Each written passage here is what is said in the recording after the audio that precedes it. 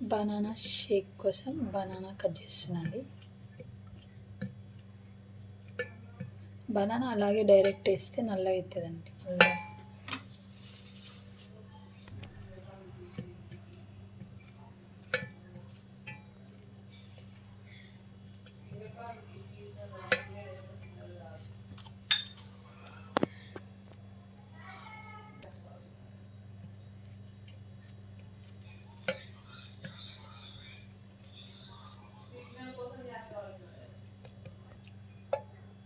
బెల్లం కూడా వేస్తున్నాం. చక్కెర బదులు బెల్లం మన ఇష్టం. డ్రై ఫ్రూట్స్ అంటే కాజు వేస్తున్నాను నేను. ఐస్ క్యూబ్స్,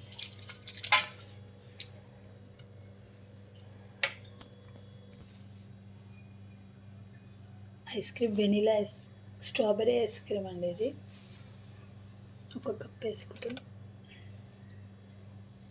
ఇప్పుడు ఇది గ్రైండ్ చేసుకోవాలి.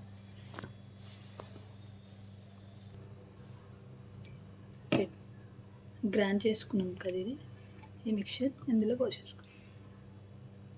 అంతే అండి, రెడీ. మనకి నచ్చిన డ్రై ఫ్రూట్స్ ఏవన్నా వేసుకోవచ్చు.